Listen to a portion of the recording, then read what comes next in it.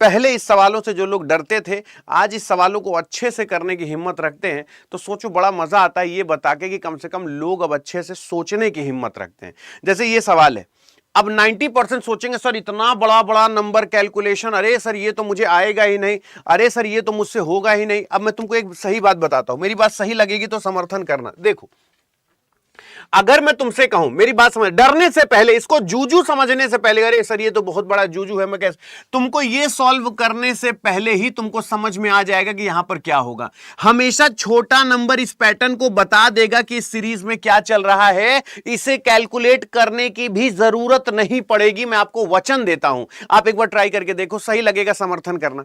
ये रहा टाइमर,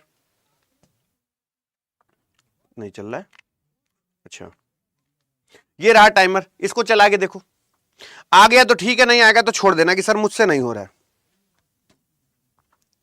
अगर मैं आपसे कहूं कि 21 को 121 तक ले जाना, तो 21 का स्क्वायर 121 से बहुत ज्यादा होता है। आप लोग सोचो कैसे, मुझे ये बताओ। जैसे मैंने कहा कि 21 को 121 तक ले जाना है, तो ये कह सको कि सर 21 का वर्ग बहुत ज्यादा हो जाएगा, मतलब ये नहीं होगा। 21 में अगर मैं कोई भी संख्या जोड़ूंगा तो ऐड करके मैं इसको कभी भी 121 तक नहीं पहुंचा सकता।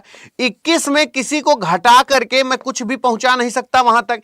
21 में किसी चीज का डिवाइड करके मैं नहीं ले जा सकता, यानी मल्टीप्लाई बचा। यानी 21 में मैं किस नंबर का मल्टीप्लाई करूं कि मुझे 121 के आसपास का नंबर मिल जाए। उसने क्या कहा कि अगर मैं मान लो 21 में 6 का गुणा करता हूं, यानी 21 का गुणे 6 करते हैं, तो ये आ जाएगा 6 एकम 6 और 6 दूनी 12, ठीक है ना, 6 दूनी 12, अभी भी उसी के आसपास है। लेकिन चलो 121 में 5 का गुणा कर दे तो देख लेते हैं एक बार। 5 एकम 5, 5 दूना 10, 5 एकम 5, 605, उसी के आसपास है। लेकिन मुझे ऐसा लगता है कि अगर मैं इसमें 5 घटा देता हूं तो मेरा आंसर आ जाएगा 121। इसमें अगर 5 घटा देता हूं तो मुझे 121 मिल जाएगा, और इसमें अगर 4 घटा दूंगा तो ये 601 हो जाएगा। बोलो एग्री करते हो कि नहीं? अब आपने एक चीज गौर किया, बड़े आराम से तसल्ली से समझने की कोशिश करना कि यहां पर 6 का गुणा हुआ है, यहां पर 5 का, इससे एक कम, इससे -1, इसमें ये क्या हुआ है, घटा दिया गया है, और इससे भी एक माइनस इस पे क्या है, घटा दिया गया है, यानी ये -4 हो गया। अब बताओ तुम्हें एक पैटर्न समझ में आ गया कि अगला 4 का गुणा होगा 3 घटाया जाएगा, 3 का गुणा होगा 2 घटाया जाएगा, 2 का गुणा होगा तो 1 घटाया जाएगा। अब मेरी वजह से सॉल्व नहीं करना, पहले बताओ सबको समझ में आ गया कि नहीं? अगला दुनिया को पता हो गया कि सर 601 गुणे 4 करेंगे और यहां पर जो आंसर आएगा उसमें -3 कर देंगे। बोलो हाँ या ना? फिर तो हमें पता है क्या मिल जाएगा, 2401 मिल जाएगा, यानी यहां पर लगभग 2404 आएगा आंसर, 2404 आएगा, ठीक है ना। और फिर यहां पर 2401 गुणे यहां पर 3 करेंगे, और फिर जो भी आंसर आएगा उसमें हम कितना घटा देंगे, 2 घटा देंगे, है ना। तो ये चीजें याद रखना। यहां पर कितना आ जाएगा, 7203, 7203 आ जाएगा, उससे 2 घटा दोगे तो 7201 आ जाएगा। तो अभी ये बताओ, पहले आप पहले बताओ, तुम में से किसको समझ में नहीं आया, मुझे ये बताओ पहले, तुम में से किसको समझ में नहीं आया, मुझे एक बार ये बताओ कि सर मुझे ये नहीं समझ में आया। मतलब अब हम ये माने कि तुम इसको छोड़ोगे क्या? मतलब ये मत कहना कि नंबर सीरीज चाहे जैसे ही पूछो मैं 90% नंबर सीरीज का आंसर दे सकता हूं। मैं पहले डरता था लेकिन अब नहीं डरता हूं। और यहां पर 7 का 2 गुना 14 के आसपास होगा तो तीसरा चौथा पहला तो हो ही नहीं सकता है, और 14 के आसपास का नंबर 14,401 होगा, यानी ये तुम्हारा बिल्कुल सही है। तो ये अब पहले, जब तुम सबसे पहले देखा सर इतने बड़े नंबर का कैलकुलेशन नहीं होगा, लेकिन अब हुआ ना। मैं आपको बार बार कहता हूं कि जीवन बार बार अवसर नहीं देता जिंदगी में कुछ अच्छा करने का। और अगर तुम्हारा एक सब्जेक्ट, पेपर अब रेलवे ग्रुप डी का है, रेलवे ग्रुप डी का बहुत जल्दी एक फाउंडेशन में लेकर आऊंगा जिसमें एकदम शून्य से पढ़ाऊंगा। लेकिन मैं आपसे कहता हूं कि सिर्फ जितनी चीजें मिल रही हैं शांति से उतनी चीजें कवर करते जाओ। तुम खुद कहोगे कि सर नाउ मेरा पूरा का पूरा सिलेबस कंप्लीट हो गया, अब मैं रोज केवल आपको 11 बजे रिवीजन करने के लिए आता हूं। अब जैसे मछली का झुंड है, वो कह रहा है, सोचो मेरी बात समझना, अगर मछली का झुंड है तो गुड्स का क्या होगा, स्टॉक होगा, गैंग होगा, भीड़ होगा, आइटम होगा। तो स्टॉक होगा, स्वाभाविक सी बात है। गुड्स का स्टॉक होना चाहिए, स्टॉक होना चाहिए। स्टॉक होता ना कि ये स्टॉक है कि नहीं, भैया खुश रहो खुश रहो, बोलो सहमत हो। अब तुम लोगों को जो बुक दिलाई थी वो तुम लोगों तक पहुंच जाएगी, परेशान मत होना। अगर कम बजट है, पैसा नहीं है, तो मुझे बता दिया करो कि सर मुझे ये पढ़ना, मेरे पास पैसे नहीं है, मैं तुमको बीच का रास्ता बता दूंगा। और इतना बेहतरीन होगा कि तुम किसी मतलब जो पूरा पैसा खर्च किया है उससे एक कदम आगे ही रहोगे, पीछे नहीं रहोगे। ठीक है ना? इसको एक बार सॉल्व करके बताओ, फिर मैं आंसर बताता हूं। इसका आंसर बताओ क्या होगा, इसका आंसर बताओ क्या होगा। आ जाए समझ में तो ठीक है, नहीं आएगा तो छोड़ देना कि सर मुझसे नहीं हो रहा है। अब मेरे हिसाब से जैसे ये आपके पास क्वेश्चन दे रखा है, ठीक है ना, उस हिसाब से अगर हम देखें तो ये ऑप्शन गलत है। जैसे आप यहां पर देखेंगे तो यहां पर मेरे हिसाब से तो ऑप्शन गलत है, ऑप्शन गलत है। ऑप्शन नंबर में तो आएगा ही नहीं ना, ऑप्शन गलत है। अब एक चीज ये याद रखना, जैसे मैं इसकी बात करूं तो यहां पर ये ऑप्शन गलत है। पूछो क्यों? उसने ये बोला है कि जिस प्रकार से, पहले मेरी बात समझना, मेरी बात समझ, ऑप्शन गलत है, ऑप्शन छोड़ देना, लेकिन क्वेश्चन बहुत जानदार है। मैं आपसे फिर कह रहा हूं, इसे हैशटैग बना लेना, वरना ऑप्शन गलत है मैं क्वेश्चन ही हटा देता। लेकिन मुझे लग रहा है कि आज ये वाला सिर्फ एक क्वेश्चन लगाया है मैंने, अगर ये मिस हो गया ना तो तुम्हें नई चीज बताने से चूक जाऊंगा, वरना मैं इसको छोड़ देता कि ऑप्शन गलत है, इसे मत करो। तो चलो ऑप्शन से हटाओ, मैं सही आंसर ला दूंगा। चलो इधर देखो, जैसे उसने यहां पर बोला कि आपने यहां पर देखा कि कह रहा है कि जैसे OTO 05 का संबंध SX 07 से है, वैसे GK 09 का संबंध K 011 से है, तो बताओ BG इसका नंबर क्या होगा। तो सबसे पहले हम ये देखते हैं कि 15 4 19 होता है, तो यहां पर अगर 2 में 4 जोड़ेगा 6 यानी F आना चाहिए। यहां पर 20 और 4 26 होता है, 7 4 11 यानी K आना चाहिए। यहां पर देख रहे हो 5 2 7 होता है, यानी 13 2 15 होना चाहिए, यानी FK 15 आंसर आना चाहिए। FK 15 will be the right answer. ठीक है ना? ऑप्शन गलत है। लेकिन आजकल क्वेश्चन जैसे ये एनालॉजी का सवाल है, जो लोग थोड़ा सा समझ पा रहे होंगे उनको पता होगा कि एनालॉजी ऐसे ही पूछी जाती है। अभी तो मैंने इजी पूछा है, अगर आपसे सोचो एनालॉजी का सवाल ऐसे ही बनता है कि नहीं। आपसे पूछेगा कि ये इसका ये 15, ये देखो, अगर मैं आपसे ये बोलूं, मेरी बात सही लगेगा तो समर्थन करना, अगर मैं आपसे ये कहूं OT05 का संबंध अगर, ये याद रखना, SX 07 से है, SX 07 से है ना, तो अब ये बताओ, इसी तरीके से बनता था ना। तो अब इस तरीके से सवाल पूछता है तो इसको छोड़ मत देना एग्जाम में कि सर मुझे समझ में नहीं आ रहा है कि करना क्या है। भैया खुश रहो। प्रिया कैसी हो, समझ में आ गया? सनातनी, भरद्वाज, भैया समझ में आ गया सबको? तो ये चीज याद रखना, ये मत कहना कि सर ये मुझसे नहीं हुआ, ये ऑप्शन गलत है। लेकिन FK 15 आंसर आएगा, FK 15 आंसर आएगा। सिर्फ 3 सवाल अभी तक मैंने करा है। अच्छा ये बताओ, सिटिंग अरेंजमेंट करोगे कि छोड़ोगे? सिटिंग अरेंजमेंट किसको लगता है कि सर ये मुझे बहुत जूझू सवाल लगता है, सर मुझसे सिटिंग अरेंजमेंट नहीं होता सर? ये कितने लोग लगता है कि सर ये मेरे साथ ये दिक्कत है? सिटिंग अरेंजमेंट करोगे कि छोड़ोगे? मुझे ये बता दो बस। मतलब ये मत कहना कि सर सिटिंग अरेंजमेंट, मुझे एक चांस देना अपनी लाइफ में सिटिंग अरेंजमेंट समझाने का। मुझे तुम्हारी लाइफ में एक चांस चाहिए सिटिंग अरेंजमेंट समझाने का। अगर मैं समझा ले गया तो मुझे बताना कि सर कसम से दिल खुश हो गया। एक बार ट्राई करके देखो भैया, खुश रहो। अब एक चीज मुझे बताना, मैं मतलब ये मत कहना यार कि मैं सिटिंग अरेंजमेंट छोड़ दूंगा। मतलब मुझे चाहिए कि सिटिंग अरेंजमेंट मेरे पास बच्चा बढ़ना चाहिए, मुझे बच्चों के अंदर ये उत्साह दिखना चाहिए कि सर अब मैं 2 सब्जेक्ट केवल पढ़ता हूं, GK GS और मैथ। रीजनिंग में सिटिंग अरेंजमेंट जैसे सब्जेक्ट में अब मुझे टॉपिक में कोई दिक्कत नहीं होती। मैं प्रूफ करके दिखाऊं तुमको, मैं प्रूफ करके दिखाऊं? दोनों जन मिलके करेंगे, आ जाओ दोनों जन मिलके करेंगे। अगर ट्राई करना, अगर सही लगे तो मेरा समर्थन करना। 7 लोग ABCDEG एक पंक्ति में उत्तर की ओर मुंह करके बैठे हैं, बोलो हाँ या ना। 7 लोग ABCDEG, 7 लोग एक पंक्ति में उत्तर की ओर मुंह करके बैठे हैं। E और B के बीच में केवल 3 व्यक्ति हैं। E और B के बीच में केवल 3 व्यक्ति हैं। E और B के बीच में 1 2 3, E और B के बीच में केवल 3 व्यक्ति हैं। और B के बीच में 1 2 3, यहां पर ये लोग हैं, बोलो हाँ या ना। अभी बोल रहा है, अभी ये बोल रहा है, जरा समझना मेरी बात को, सही लगेगा तो समर्थन करना। हाँ हेलो, 12 बजे आ रहा हूं, हाँ ठीक। अब ये है, अब जरा समझना, G जो है वो B के दाईं ओर है, G जो है वो B के दाईं ओर है। मैं नहीं जानता आंसर क्या होगा, बाईं ओर है। अब एक चीज मुझे बताओ, मेरे कहने पे तब मानना जब मेरी बात समझ में आए तब। अगर कोई भी नॉर्थ देख रहा है, खूब प्यार से बताना, इधर लेफ्ट होगा इधर राइट होगा, बोलो हाँ या ना। मैंने 2 कंडीशन क्यों बैठाई? क्योंकि E और B के बीच में केवल 3 व्यक्ति बैठा है, तो E इधर हो सकता है, B यहां हो सकता है, 3 व्यक्ति हो गया। B यहां, E यहां, केवल 3 व्यक्ति हो सकता है, बोले हाँ। अभी बोल रहा है कि G B के ठीक लेफ्ट में, जी जो है वो बी के ठीक ठीक लेफ्ट में है, तो अगर जी को बी के लेफ्ट में होना है तो ये यहीं पे आएगा, जी बी के ठीक लेफ्ट में है, और यहां पर देखें तो जी बी के ठीक लेफ्ट में है, यानी दो कंडीशन। आप मेरी बात से सहमत हो तो मुझे एक बार कमेंट बॉक्स में लिखो, सहमत हो, ये बात मैंने सही बैठाई है? मतलब कि अगर एक भी लाइन मैंने आगे पीछे पढ़ी और ऐसा लगा सर मुझसे नहीं हो रहा है तो टोक देना। डी के राइट कोई नहीं बैठा है, पहली बात तो 7 लोग हैं, 1 2 3 4 5 6, और वो बोला डी के राइट कोई नहीं बैठा है, यानी डी, और यहां पर कितने हो गए 1 2 3 4 5 6, यहां 1 2 3 4 5, चलो डी के राइट कोई नहीं बैठा है, इसको छोड़ देते हैं। डी और जी के बीच में केवल 2 व्यक्ति बैठे हैं, डी और जी के बीच में 2 व्यक्ति बैठे हैं। अब मैं आपसे ये पूछना चाहता हूं, डी और जी के बीच में अगर 2 व्यक्ति बैठे हैं तो जी यहां है 1 और 2, यहां डी आ नहीं सकता, और अगर इधर एक व्यक्ति और बैठाते हैं और डी और जी के बीच में, डी और जी के बीच में 2 व्यक्ति बैठे हैं तो 1 2 3 4 5 6 7, डी और जी के बीच में 2 व्यक्ति बैठे, एक कंडीशन ये बन गई, बोलो हाँ या ना? डी और जी के बीच में 2 व्यक्ति बैठे, 1 और 2, यानी यहां पर ये डी आ गया, डी और जी के बीच में 2 व्यक्ति बैठे।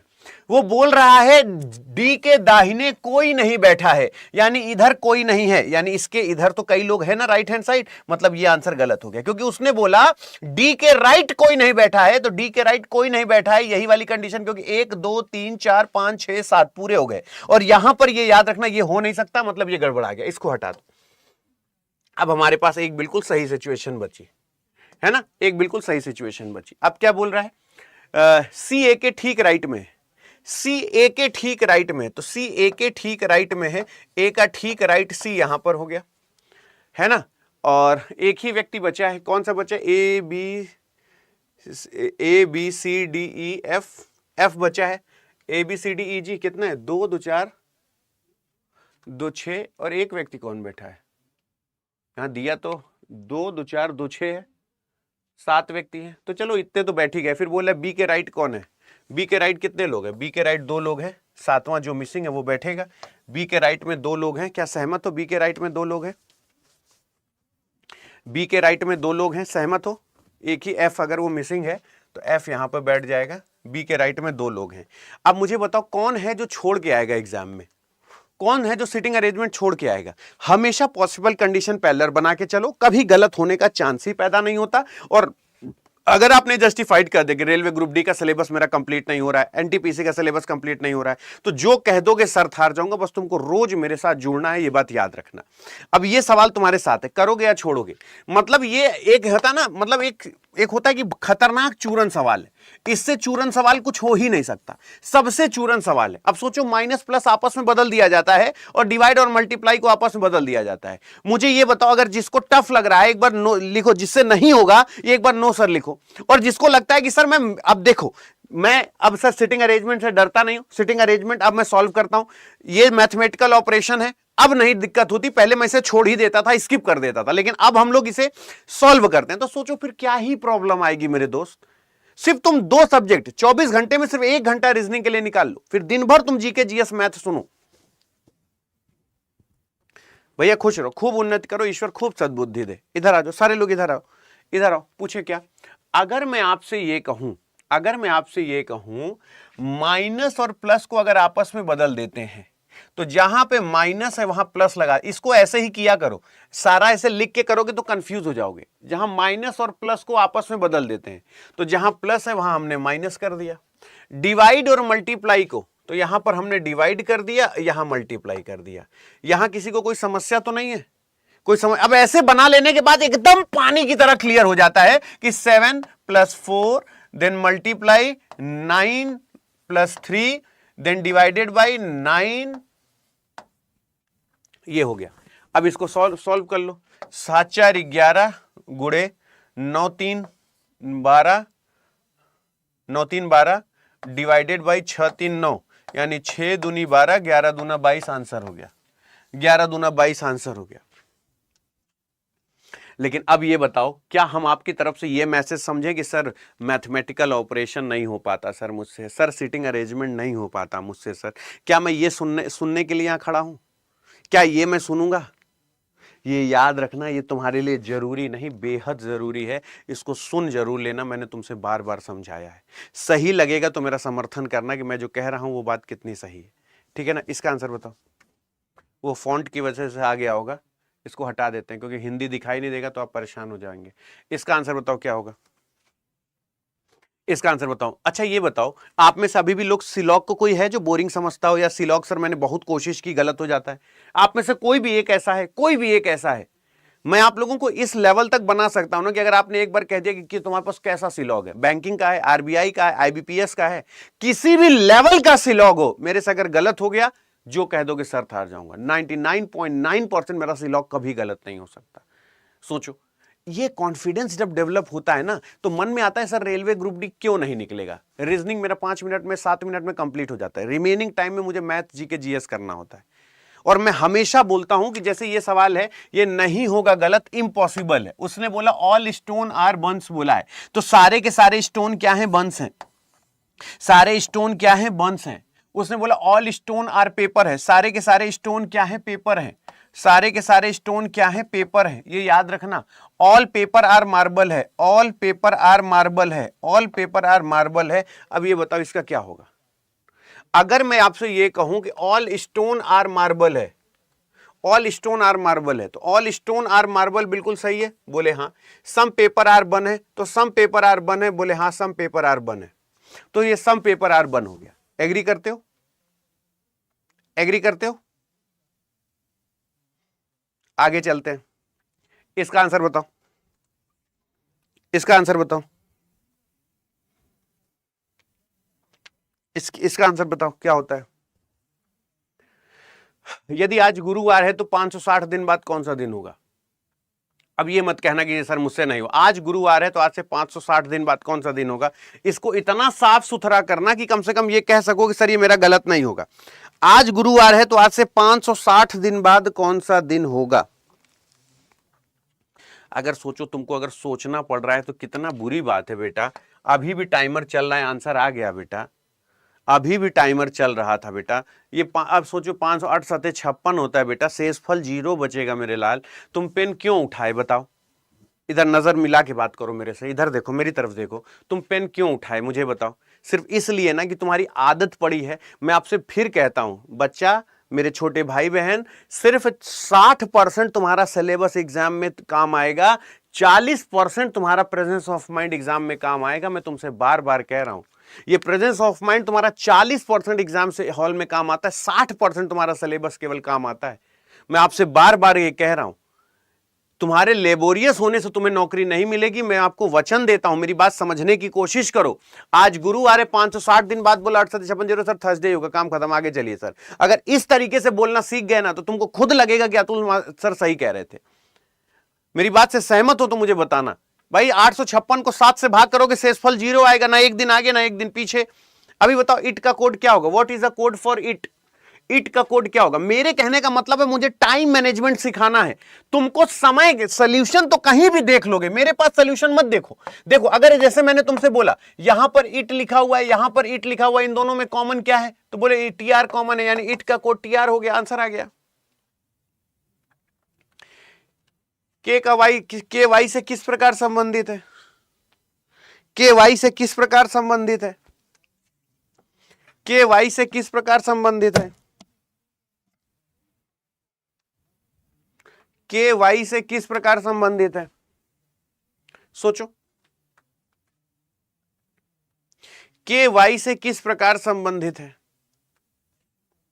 पता है तुम लोगों पे प्यार मुझे कब आएगा, जब तुम ये कह दो कि सर आपको पता है हम लोग इसे जनरेशन गैप से कर लेते हैं। उस दिन शायद तुम पे दुगना प्रेम आ जाएगी। ये बात सही है कि मैंने तुमको बहुत बहुत प्यार, खूब आहिस्ते आहिस्ते समझाऊंगा, खूब प्यार से समझाऊंगा। समझना कि जो ग्रैंड फादर और ग्रैंड मदर होता है ना बेटा, ये सेकेंड जनरेशन होता है, ठीक है ना। अभी मैं समझा रहा हूं तो लिख रहा हूं, इसे तुम्हें परीक्षा में लिखने की जरूरत नहीं है।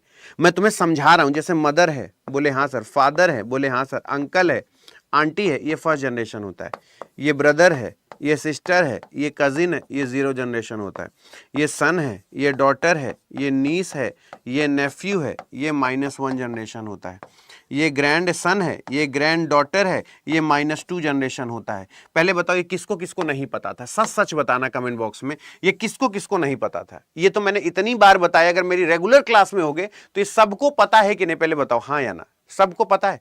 और मेरा आंसर अगर तुम्हारे आंसर से मैच खा जाए तो मुझे फॉलो करना, वरना मुझे फॉलो मत करना। एक बात बताओ, मदर जो है वो फर्स्ट जनरेशन है, ब्रदर जो है वो 0 जनरेशन है, वाइफ 0 जनरेशन, फादर 1 जनरेशन, ठीक है ना, फादर 1 जनरेशन। आओ देखते हैं माइनस कौन सी जनरेशन है, 0, @1, #1, परसेंटेज 0, के से वाई पूछ रहा है, प्लस प्लस प्लस, आंसर जो आएगा सेकंड में आएगा। सेकंड का मतलब आंसर जो आएगा ग्रैंड में आएगा।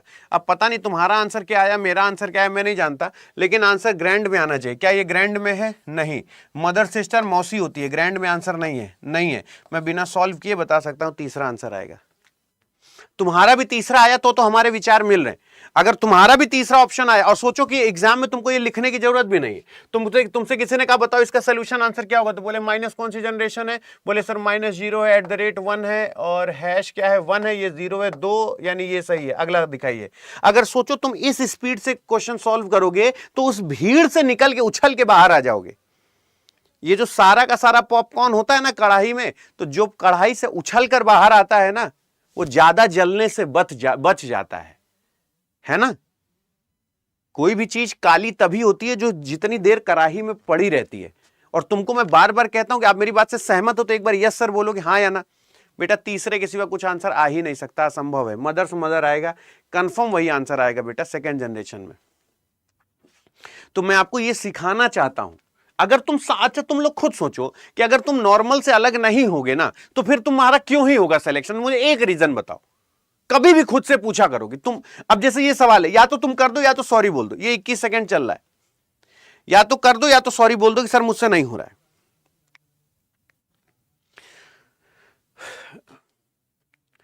अब देखो, तुम लोगों की आदत है सॉल्व करने की। तुमने इसको क्यों सॉल्व किया, तुमने इसको क्यों सॉल्व किया? ये बड़े बड़े नंबर है ना, बोलो हाँ या ना। ऐसा नहीं होता कि कोई एक रूल है। तुम लोग ना अभी एथिक्स से बाहर आए, अभी जस्ट 12th पास आउट हो, तो तुम लोगों को लगता है कि एकदम नियम क्वेश्चन सॉल्व करना है तो एकदम शुरू से करना है। तुमको अपने आप को पक्का इस बात पे बनाना है कि मैं यहीं से क्यों सॉल्व करूं, मुझे ये नंबर ज्यादा अच्छे से आता है। 9 दूना 18, 18 दूना 36। तो यहां पर ये जब ये कंफर्म हो गया 9 दूना 18, 18 दूना 36, तो कॉन्फिडेंस आ गया कि अच्छा हाँ 21 दूना 42, फिर 42 दूना 84, तो 18 दूना 36 आंसर आना चाहिए, 36 दूना 72, 36 आंसर सही होगा। ये आदत तुम्हारी गलती नहीं है लल्ला, तुम बहुत अच्छे हो पढ़ने में, लेकिन तुम्हारी आदत है कि तुम जब तक शुरू करोगे तो यहीं से करोगे, नहीं तो नहीं करोगे। अरे थोड़ा सा आंख भर के पहले पूरे सवाल को देख लो। लड़के पिताजी से ज्यादा लात क्यों खाते हैं पता है? क्योंकि लड़के बिना पिताजी का मिजाज मूड देखे बात करते हैं। लड़कियां पापा की चहेती क्यों होती हैं? क्योंकि लड़कियां कॉन्सेप्चुअल होती हैं। जैसे पापा ऑफिस से आएंगे पूछेगी कि पापा चाय बना देंगे आपको, अगर पापा कहे नहीं अभी कुछ नहीं पीना हमें, तो कभी कुछ नहीं मांगेगी, कुछ नहीं उसको जरूरत है। क्यों? क्योंकि पापा का मूड नहीं सही है। लड़के नालायक होते हैं, पापा वो गाड़ी चाबी तो जरा यहां जाना है, वो मूड के बारे में सोचते ही नहीं है, और इसीलिए वो भर भर लात खाते हैं। यही कंडीशन है लड़कों की ज्यादा मार खाने की। मैं आपको हमेशा बोलता हूं सिचुएशन के आधार पर क्वेश्चन सॉल्व करना चाहिए। भारत पश्चिम की ओर मुंह करके बैठा है, उस समय घड़ी में 2 बज रहे हैं, तो घंटे की सुई किस दिशा में इशारा कर रही है? भारत पश्चिम की ओर मुंह करके बैठा है और उसकी घड़ी में 2 बज रहे हैं। बताओ इस समय वो किस तरफ मुंह करके बैठा है, मतलब घड़ी की सुई किस तरफ इशारा कर रही है? अब सोचो, अगर भारत पश्चिम की ओर मुंह करके बैठा है, पश्चिम की ओर मुंह करके बैठा है, यानी यहां पर पश्चिम है, इधर है, ये क्या है, ये 3 है, ये क्या है 9 है, ये क्या है, ये 12 है, ये क्या है, ये 6 है। अगर भारत पश्चिम की ओर मुंह करके बैठा है और उसकी घड़ी में दोपहर के 2 बज रहे हैं, तो दोपहर के 2 बज रहे हैं, तो यानी पश्चिम की ओर मुंह करके बैठा है, तो घड़ी ऐसे पहना होगा, और घड़ी ऐसे पहना होगा तो घड़ी में 2 ऐसे बजते हैं। यहां पर 1 हो गया, यहां पर 2 हो गया, यहां पर 4 हो गया, यहां पर 5, यहां पर 7, यहां पर 8, यहां पर 10 और यहां पर 11। जब 2 बजते हैं तो 2 कुछ इस तरीके से बजते हैं, ऐसे 2 बजता है, ऐसे 2 ऐसे बजता है, ठीक है ना। और अगर ये तो, और ये फेस किधर किया, अगर ये इधर क्या ईस्ट की तरफ है ना, अगर जब ये इधर पलट जाएगा, ये इधर पलट जाएगा, तो पूछ रहा है कि घंटे की सुई किस दिशा में है, तो साउथ के पैटर्न में तो आंसर नहीं आएगा, क्योंकि आंसर इसके ऊपर ही आएगा। जो आंसर आएगा इसके ऊपर आएगा, मतलब ये दोनों आंसर तो नहीं होंगे। पहले बताओ इतने से कितने लोग सहमत हैं? जो आंसर आएगा वो इन्हीं दोनों में से आएगा, बोलो हाँ या ना। और अगर घंटे की सुई इधर है तो फिर घंटे की सुई इधर हो जाएगी, और घंटे की सुई अगर इधर हो जाएगी तो ये नॉर्थ है, ये वेस्ट है। मेरे हिसाब से नॉर्थ वेस्ट आना चाहिए। आंसर देख लेते हैं क्या आएगा। बिल्कुल सही बात है, नॉर्थ वेस्ट आंसर आएगा, ठीक है ना। तो ये चीजें गलत, अरे साउथ आंसर कभी जिंदगी में नहीं आ सकता। पहले सोचो तो, वो वेस्ट की तरफ मुंह करके बैठा है, तो आपको इमेज ही तो बदलनी है। यानी जो सुई ईस्ट की तरफ है, अब उसको वेस्ट की तरफ कर देंगे, तो जो घंटे की सुई 2 पे है वो 10 पे आ जाएगी, और 10 पे आएगी तो 12 और 9 के बीच में होगी। 12 और 9 के बीच का समय नॉर्थ वेस्ट होता है। ये मत कहना कि नहीं हुआ। एग्जाम में तुम्हारे ऐसे ही कुछ सवाल पूछने वाला है, और मैं हमेशा कहता हूं कि टाइम, स्पीड, एक्यूरेसी तुम्हारे लिए जरूरी है। ये दोबारा सवाल आ गया है, इसका आंसर बताओ क्या होगा। एनटीपीसी, सीआरपीएफ, बीएचईएल और एसएआईएल, वेरी मोस्ट इंपॉर्टेंट। ये तुम्हारे सवाल 3 बार आया है तुम्हारे एग्जाम में, सेम इसी पैटर्न में, बस ये आगे पीछे था। वेरी इंपॉर्टेंट, इसे छोड़ना मत, मैं तुमसे यही कहूंगा, इसे छोड़ना मत। एक बार ट्राई करके देखो, अगर आ गया तो वेलकम, नहीं तो भीड़ कम। आ गया समझ में तो ठीक है, नहीं तो बोल देना सर मुझसे नहीं हो। एक बार बता दो कि सर इसमें ये होगा, आ गया तो बता देना।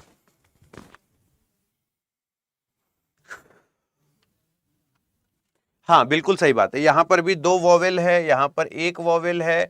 सीआरपीएफ में वॉवेल नहीं, एनटीपीसी में वॉवेल नहीं, यहां सबसे ज्यादा वॉवेल है, यानी सेल जेल, बिल्कुल सही हो जाएगा। चौथा जितने लोगों का गलत है, सोचो कि जितने लोगों ने गलत जवाब दिया है, सोचो कितना गलत बात है। भेल है, सेल है, एनटीपीसी है, सीआरपीएफ है, तो यहाँ में 2 वॉवेल हैं। वॉवेल की कंडीशन के हिसाब से ये सही हो जाएगा। चौथा बिल्कुल सही है, बोलो हाँ या ना। चौथा बिल्कुल सही है, वेल डन। जिनका जिनका चौथा आया बहुत ही शानदार है ना। टेक्निकल टीम, मेरी आवाज सुन रहे हैं क्या? एक चाकू लेते आइएगा अगर हो तो, चाकू, तलवार, भाला कुछ अगर हो तो लेते आइएगा स्टूडियो में। भोग दूंगा इन लोगों के। कह रहा हाँ सर डी होगा जवाब, मतलब ये अंड बंड सोल्यूशन है बेटा। क्या मैंने कहा सेल होगा, इसमें 2 वॉवेल है, कह रहा हाँ सर सही कह रहे हैं, डी जवाब होगा। चाकू भोग दूंगा पेट में अगर इस तरीके से बोले तो, कुछ भी। अरे मेरे लाल, ये सारी की सारी ये कंपनियां हैं और ये पुलिस बल है, यानी एनटीपीसी, भेल, सेल, ये सब कंपनियां, steel authority of India limited, ये स्टील अथॉरिटी, ये भाभा, वो नहीं है क्या नाम है, भेल है, एनटीपीसी, ये सब कंपनियां है। जो सीआरपीएफ है ये पुलिस बल है, ये जो सीआरपीएफ है ये पुलिस बल है। मैं आपको हमेशा कहता हूं कि रेलवे की रीजनिंग, मैंने आपको इसलिए NTPC railway group D thumbnail में लिखवाया क्योंकि एग्जाम अभी है, और सही पूछो तो दुनिया में रेलवे का कोई भी एग्जाम दे रहे हो तुम, सुबह 11 बजे आ जाया करो, मैं तुमको हर एक चीज खूब ढंग से रटवा दूंगा। इसका आंसर बताओ, है ना। अब ये याद रखना, ये याद रखना, अभी का सबसे चूरन सवाल है ये वन ऑफ द, एक चूरन होता है, ये चूरन का भी सुपरलेटिव डिग्री है, ये चूरनेस्ट सवाल है क्योंकि आधे से ज्यादा क्वेश्चन में ही सॉल्व है। चूरन का भी सुपरलेटिव डिग्री है, लेकिन ये मत कहना कि सर इसको मैं छोड़ दूंगा या मैं ये नहीं करूंगा। अब पता है तुम गौरवान्वित तब हो जाओगे, तुम कहोगे कि सर जो सवाल पहले मैं छोड़ देता था अब वो मेरे से सॉल्व हो जाता है। जो सवाल मैं पहले छोड़ देता था, देख के डर लगता था, उसे सॉल्व करते हैं तो लगता है कि साला जिंदगी में कुछ कर रहे हैं, है ना। अब पहले क्या होता था कि उत्तर दिशा में सभी लोग मुंह करके, लोग एक पंक्ति में खड़े, गिन्नी बाएं से 7वें स्थान पर है, तो अगर मैं कुछ ऐसा कर दूं कि जहां हाय तौबा मच जाए तो समझ में आता है कि अतुल सर मुझे नहीं समझ में आएगा। गिन्नी लेफ्ट से 7वें स्थान पर है, तो अगर ये गिन्नी है, गिन्नी लेफ्ट से 7वें स्थान पर है। स्टीव लेफ्ट से 12वें स्थान पर है, यानी यहां से स्टीव जो है ये 12वें स्थान पर है। स्टीव गिन्नी और किरण के ठीक बीच में है, ठीक, यानी 12 में अगर 7 जाएगा, 7 5 12, तो अगर ये 12 है तो 7 8 9 10 11 और ये 12, और जो ये है क्या नाम है, स्टीव है, गिन्नी और किरण के ठीक बीच में है, यानी यहां पर भी 1 2 3 4, और यहां पर ये कौन आ जाएगा, यहां पे किरण आ जाएगी, किरण आ जाएगी, किरण आ जाएगी, ठीक है ना। और किरण जो है वो दाहिने से 10वां है, ये दाहिने से 10वां है, ठीक है ना। और ये यहां पर 7वां है ना, ये यहां पर 7वां है। तो तुम्हारे पास 2 तरीके हैं, या तो 12, 10, 22, 4, 26 ऐसे कर लो, क्योंकि आपको यहां से यहां तक, मेरी बात समझना, यहां से यहां तक 12 पता है, यहां से यहां तक 12 पता है, बोलो हाँ। यहां से यहां तक 10 पता है, बोलो हाँ। और 4 ये हो गया, तो 12, 10, 22 और 4, 26, यानी 12 प्लस 4 प्लस 10 यानी 26 will be the right answer.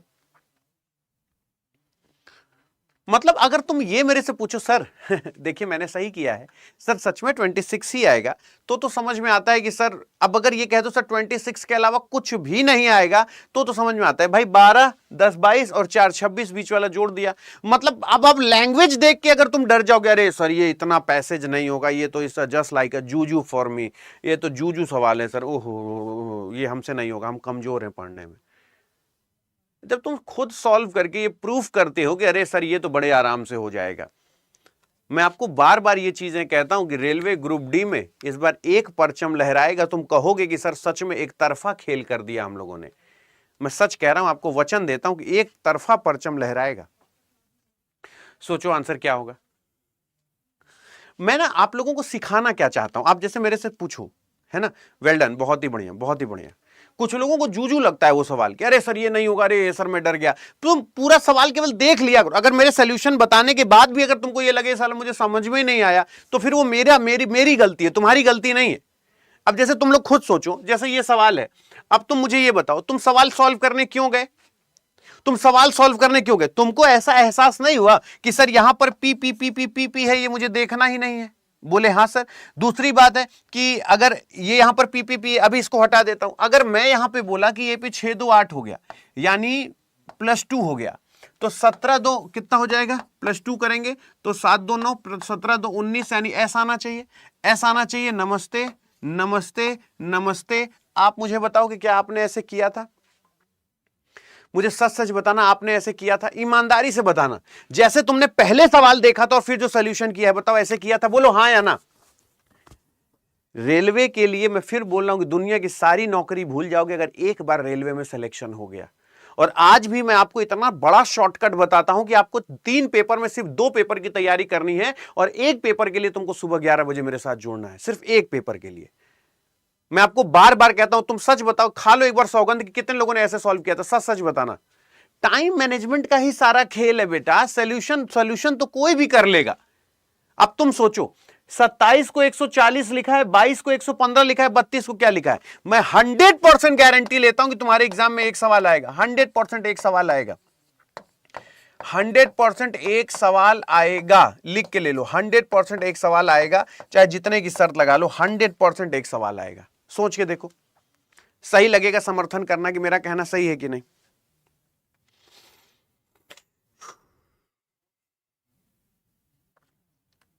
आ जाएगा ठीक है, नहीं आएगा छोड़ देना कि सर मुझसे नहीं हो रहा है। तुम लोग मुझे एक चीज बताओ, मेरी बात अगर सही से तुम लोगों को समझ में आ जाए तो, ऐसे मत, तुम लोगों को लगता है ना अतुल सर आपको कैसे पता कि ये हो रहा है, आपको कैसे पता कि ये चल रहा है, आपको सोल्यूशन पता है? अच्छा चलो तुम एक बात बताओ, चलो एक बात बताओ, अगर मैंने 27 का स्क्वायर किया तो 140 से कितना ज्यादा हो जाएगा? बोले सर ये तो बदतमीजी हो जाएगी। अगर मैंने 27 में 27 भी जोड़ दिया तो भी 140 से बहुत कम रह जाएगा। अगर 27 में मैंने कुछ घटा दिया तो असंभव ही है। अगर 27 में मैंने कुछ डिवाइड किया तो और छोटा ही होगा, बड़ा नहीं होगा। इसका मतलब कि मुझे इसमें मल्टीप्लाई ही करना है। और तुम देखो कि 27 के नजदीक पहुंचना है तो 40 लास्ट में 0 है तो 5 के आसपास गुणा कर दो तो ये हो जाएगा 5 सत्ते 35, मान लो 5 सत्ते 35, 5 दूना 10 और 10 3 13, 135, 135 हो गया, इसके कुछ नजदीक पहुंच गया। अब इधर भी देखते हैं, 22 का 5 में गुणा करते हैं तो 5 दूना 10, 5 दूना 10 से 11, 110 हो गया। फिर क्या करेंगे, इसमें हम 5 जोड़ देंगे, ये 140 हो जाएगा, ठीक है ना। फिर इसमें अगर हम, याद रखना, 5 जोड़ देंगे तो 115 हो जाएगा, ठीक है ना, 115 हो जाएगा, ठीक है ना। अब ये बात सही है या गलत तो मुझे बता दो। ये 32 है, गुणे 5 है, ये 5 दूना 10 है, ठीक है ना, और 5 तिहाई 15 है तो 15 1 16 हो गया, और 16 में 5 जोड़ दोगे तो 165 हो गया, 165 हो गया, 165 हो गया। सहमत हो मेरी बात से? सहमत हो मेरी बात से? एग्री करते हो मेरी बात पे? ठीक है ना? अब मेरी बात सही लगेगा तो समर्थन करना। पहले हम लोग क्या करते थे कि सर अब हमसे ये सारी चीजें नहीं होती। मेरे कहने का मतलब है कि जब तक तुम ये चीजें खुद नहीं कहोगे, सिलॉग, अब सिलॉग देख के आंखों में दिल बन जाएगी, सर ये कभी गलत होगा ही नहीं। क्यों? ऑल शॉप्स आर क्रीम है, ठीक है ना? ऑल सोप्स आर क्रीम है, सारे के सारे सोप क्या है? क्रीम है। बोले हाँ sir. All creams are dispenser हैं, ऑल क्रीम आर डिस्पेंसर हैं, डिस्पेंसर है। सम डिस्पेंसर आर लोशन है, तो सम डिस्पेंसर आर लोशन हो गया। बोलो हाँ या ना? अगर मैं आपसे ये कह दिया कि सम स्कूप आर लोशन है, तो क्या सम स्कूप आर लोशन है? नहीं। सम क्रीम आर लोशन है, क्रीम का कुछ पार्ट लोशन है? नहीं। तो ये चीज याद रखना कि इस तरीके के सवाल ये कह दो कि सर, अगर कोई पूछे तुमने सही किया है, मतलब इस तरीके का एक एटीट्यूड होना चाहिए कि सर ये गलत होगा मेरा। अरे ठीक है, जब तक थोड़ा सा वाइब नहीं आएगी ना अंदर कि सर मैं जिस पे हाथ लगाऊंगा मैं 90% आपको सही जवाब दूंगा। अगर अभी भी ये है कि मैं तो सर बहुत शरणार्थी भाव हूं, सर मेरा सही है, सर देखिए मेरा, अब जैसे ये सवाल है, मैंने पूछा इसकी मिरर इमेज क्या होगी, मैंने पूछा इसकी मिरर इमेज क्या होगी, तुम अपनी अंतरात्मा से कहो कि ये वन ऑफ द चूरन सवाल है कि नहीं? वन ऑफ द, मैं इसे कराता क्यों हूं? क्योंकि मुझे तुम्हारा हर तरीके का सवाल कराना है जो तुम्हारे एनटीपीसी में पूछा जाता है। अगर मैं तुमसे कहूं कि ये वन ऑफ द चूरन सवाल है, तुम क्या कहोगे? मुझे इतना बता दो, तुम क्या कहोगे? अगर तुम ये कहो, अब तुम जरा ध्यान से बताओ तो, अगर मैं तुमको ये कह दूं, ये देख रहे हो, ये वाला है, ये ट्रायंगल, पहले मुझे बताओ इसकी जगह क्यों बदली? ये ट्रायंगल इस तरीके से कहां चला गया? ये तो कभी हो ही नहीं सकता, असंभव है। और ये ट्रायंगल एज इट इज बना हुआ है, इसमें तो लेफ्ट राइट कुछ चेंज ही नहीं हुआ है, इसमें तो लेफ्ट राइट कुछ चेंज ही नहीं हुआ है, यानी ये भी नहीं होगा, ठीक है ना? और ये सड़क के नीचे थोड़ी ना आ जाएगा, और ये मतलब कलर्ड पार्ट ही पलट जाएगा, ये हो जाए। मतलब दुनिया में घटिया हो, नीच हो, दुष्ट हो, पापी हो, उन्हें खोजने की जरूरत नहीं होती है, उन्हें खोजने की जरूरत नहीं होती है, वो खुद ब खुद मिल जाते हैं, ठीक है ना? उन्हें खोजने की जरूरत नहीं होती, वो खुद ब खुद मिल जाते हैं, ये बात याद रखिएगा, है ना? तो आपको एक्स्ट्रा एफर्ट लगाने की जरूरत नहीं। सहमत हो आप मेरी बात से? सहमत हो मेरी बात से? बोलो हाँ या ना। आगे चलते हैं। अब आपके पास ये सवाल है, आपसे अगर मैं पूछूं, आप इसका जवाब क्या दोगे? इसे करोगे कि छोड़ोगे? प्लीज ऐसा मत कहना कि सर ये मुझसे नहीं होगा। बच्चा बस एक चीज याद रखना कि सुन लेना कि सॉल्यूशन क्या है, लेकिन ये हताश हो कि मेरी क्लास को छोड़ना नहीं कि सर मुझे आया ही नहीं, मुझसे होगा ही नहीं, क्योंकि तुम्हारे पास कोई दूसरा विकल्प नहीं है इसको पढ़ने का।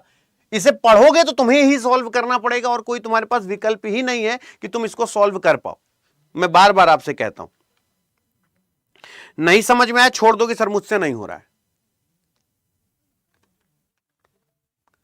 अब जैसे अब देखो, तुम्हारे अंदर प्रॉब्लम नहीं कि तुमको अभी मैं बताऊंगा, अरे हाँ सर ठीक ठीक ठीक ठीक, समझ गया, रहने दीजिए रहने दीजिए, अरे हाँ सर। तो मेरे समझने का, मेरे कहने का मतलब समझो, उसने क्या कहा, अगर मैं इनको जोड़ देता हूं, है ना, तो ये क्या हो गया, 8 8 16, और ये 8 8 16, 2 1 3 36, 36 किसका स्क्वायर है? 6 का स्क्वायर है। 36 किसका स्क्वायर है? 6 का स्क्वायर है। 63 है, 81 है, 21 का स्क्वायर है, 9 का। अब अगर 13 का स्क्वायर 169 होता है, तो 169 में 94 घटा दो, 94 घटा दो, 5 4 9, जिसके अंत में 5 है वही मेरा आंसर है। किसी के अंत में 5 है? बोले हाँ, 75 में, यानी 75 मेरा आंसर हो गया। अच्छा ये बताओ, ये सवाल दिखाया था तो मन क्या किया था? झूठ मत बोलना। अगर सच में बड़ा भैया जैसा मानते हो तो कसम खा के बोलो, जब सवाल मैंने दिखाया था तो मन में क्या आया था? अरे सर यही तो नहीं होता सर, ये मिसिंग नंबर ही तो हम। और जैसे मैंने बोला कि बेटा 28 8 36 से 6 का स्क्वायर है, अरे सर रहने दीजिए, आ गया समझ में, आ गया। तो सोचो कितना छोटा सा गैप है समझ में आने में और ना समझ में आने में, कितना छोटा सा गैप है ना? तो मैं आपसे बोलता हूं कि अगर तुम मायूस होकर छोड़ दोगे तो हार तुम्हारी है ना। अब देखो मैंने समझाया, देखा तो तुम मन नहीं किया था कि सर मुझसे नहीं होगा, लेकिन अब देखो, अच्छा हाँ ठीक है, 169 आएगा, 169 में 94 घटा के निकाल देंगे, हाँ 75 हो गया, वेल डन। तो इसलिए मैं कहता हूं कि बहुत बड़ी चीज नहीं, चांदी सोना पीतल एल्युमिनियम, चांदी सोना पीतल और एल्युमिनियम, सोचो आंसर क्या आएगा। आ जाए समझ में तो मुझे बताना कि हाँ सर ये हो जाएगा। आ गया समझ में तो ठीक है, नहीं आएगा तो छोड़ देना। सबसे ज्यादा महंगा क्या है इसमें? वन ऑफ द मतलब जिसे हम कहते हैं सबसे ज्यादा महंगा, अब ये हर बार मजाक नहीं करूंगा, सबसे ज्यादा महंगा गोल्ड होता है। और गोल्ड आपको पता है कि वन ऑफ द उसे क्या कहते हैं, महंगे को इंग्लिश में क्या कहते हैं, अभी महंगे को इंग्लिश में क्या कहते हैं, अरे costly, one of the costly metal is gold. और इसमें से क्योंकि सिल्वर, ब्रास, एल्युमिनियम ये सब नॉर्मल से हैं, ये है ना, तो वन ऑफ द कॉस्टली होगा, ये होगा ना, ये होगा, बिल्कुल सही बात है ना। अब एक बार हर बार मजाक थोड़ी ना करूंगा कि अरे सर ये गड़बड़ा गया। हाँ एक्सपेंसिव, हाँ is the costly, expensive is the synonyms of expensive ना, यस। घूसे का नाम सुना है? रेलवे खराब मत करना, मैं बार बार कह रहा हूं खराब हो जाएगा। अब जिनका डी लॉजिक आ रहा है ये, अच्छा तुम लोग सौगंध खा के बोलो, पीरियोडिक टेबल तुमने मोजले की भी पढ़ी है, मेंडेलीफ की भी पढ़ी है, न्यूलैंड के अष्टक का नियम पढ़ा है, बहुत कुछ केमिस्ट्री पढ़ा है। अपनी अंतरात्मा से बोलो, तुमने मेटल, नॉन मेटल, मेटलॉइड्स नहीं पढ़े हैं? मेटल, नॉन मेटल, मेटलॉइड्स नहीं पढ़े हैं? अब तुम ये बताओ, जैसे आपने ये नहीं पढ़ा, एलिमेंट एंड कंपाउंड नहीं पढ़ा है, आपको ये नहीं लगता कि सर अगर इनकी मैं बात करूं तो ये क्या है, एलिमेंट है, ये मतलब सोना है तो सोना है, लेकिन पीतल जो है ये क्या है, यौगिक है, यौगिक है, ये 2-3 धातुओं से मिलकर बना होता है, बोलो हाँ या ना। तो आपने एलिमेंट एंड कंपाउंड नहीं पढ़ा है, झूठ मत बोलना। अंड बंड जवाब देने, कॉस्टली है तो गोल्ड होगा, मारेंगे तो मुंह टेढ़ा हो जाएगा कि सर वो गोल्ड कॉस्टली, ऐसा लॉजिक कहीं होता है कि वो कॉस्टली है और सर ये एल्युमिनियम होगा? अंड बंड लॉजिक से बचा करो बच्चा। मैं जानबूझकर ये सवाल दिखाता हूं, कम से कम हम दोनों के विचार कुछ ऐसे लड़े आपस में कि लगे तुमको कि हाँ सर सही है, ठीक है ना। ये मिश्र धातु है, यानी अगर मैं पीतल की बात करूं तो यह मिश्र धातु है, बाकी सारी धातुएं हैं। कम से कम लॉजिक ऐसा आंसर दो जिसको रेलवे जस्टिफाइड करे, ठीक है ना। ऐसा नहीं सर हमारी बुआ के पास सबसे ज्यादा सोना है और सर सोना सबसे महंगा होता है, ऐसे फालतू के लॉजिक नहीं लगाए जाते हैं। तो जिनका गलत हुआ है सॉरी एक्सेप्ट करो कि सर वो बहुत कॉस्टली होता है ना, actually it's a lots of cost, ऐसा नहीं, ये मिश्र धातु है, ठीक है ना। हाँ, और ये रेलवे का सबसे पेटेंट सवाल है, रेलवे का लिखित सवाल है, लोग इसको तो ट्राई करते ही नहीं। और मैं बार बार कहता हूं कि रीजनिंग का वो क्या मास्टर रेलवे का जो बच्चों को ये ना कैलकुलेट कराए, ये तुम्हारे रेलवे की सबसे बड़ी धरोहर है। रेलवे में चाहे रेलवे ग्रुप डी कुछ भी हो, 100% ये सवाल रिपीट होते हैं, 100% आते हैं। तो इनको ये याद रखना। पहली बात तो तुम इसे करो, नहीं कर पा रहे हो तो सुनो कि होगा कैसे, सोचो ये होगा कैसे, एक बार सोच के बताओ ये होगा कैसे।